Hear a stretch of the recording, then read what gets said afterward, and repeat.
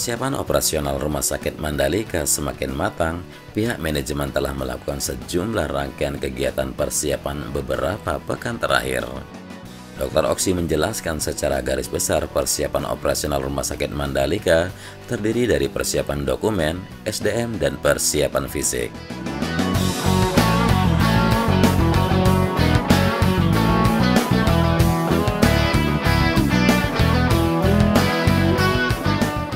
Selama 2 bulan sejak akhir April hingga Juni 2021, tim manajemen berkantor di Dinas Kesehatan Provinsi Nusa Tenggara Barat dan fokus untuk memenuhi kelengkapan dokumen terkait beberapa perizinan dan melakukan koordinasi dengan dinas instansi terkait baik di Provinsi NTB maupun di Kabupaten Lombok Tengah. Selain melakukan persiapan dokumen, tim manajemen pun melakukan proses penyiapan lapangan, baik sarana dan prasarana maupun alat-alat kesehatan yang sebagian sudah di-drop dari pusat. Ia memaparkan sejak 5 Juli 2021, karyawan Rumah Sakit Mandalika mulai berkantor di Rumah Sakit Mandalika yang berlokasi di Jalan Raya Sengkol, Desa Sengkol, Kecamatan Pujut, Kabupaten Lombok Tengah.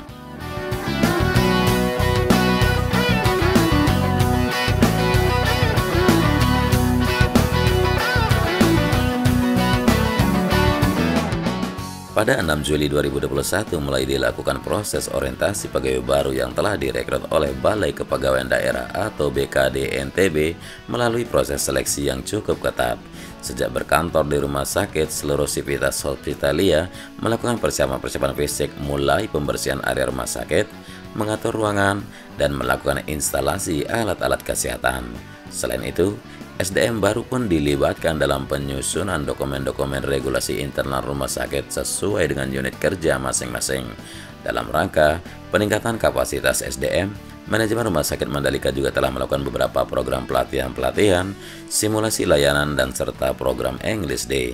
Dan seluruh kegiatan yang telah dilakukan adalah untuk memenuhi persyaratan dalam peraturan perundang-undangan yang berlaku dan standar akreditasi rumah sakit sesuai pedoman KARS 1.1.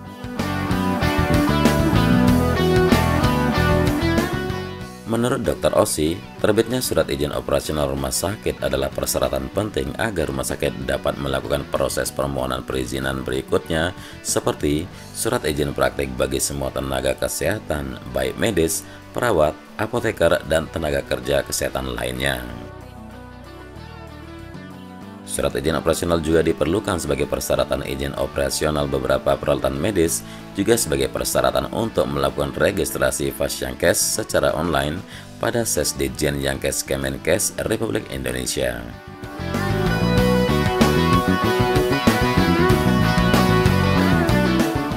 Harapannya semua rangkaian persyaratan tersebut dapat berproses secara simultan sehingga pada saat digelarnya perhelatan besar nanti, Rumah Sakit Mandalika telah siap running.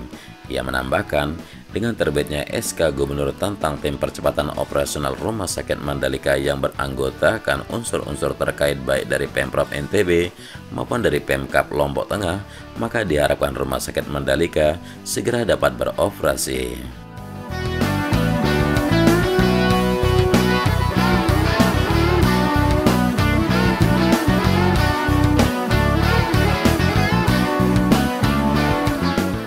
Saat ini, progres pemenuhan persyaratan izin operasional sesuai Permenkes Nomor 3 Tahun 2020 tentang klasifikasi dan perizinan rumah sakit telah mencapai 95%. Insya Allah, setelah semua perizinan tuntas, rumah sakit bisa beroperasi.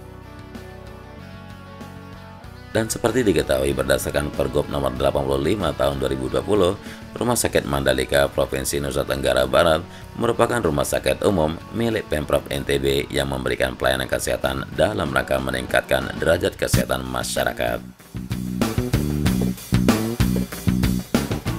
Keberadaan Rumah Sakit Mandalika merupakan fasilitas kesehatan yang dihajatkan untuk mendukung DSP Mandalika yang merupakan salah satu dari 5 DSP yang telah ditetapkan oleh Pemerintah Republik Indonesia.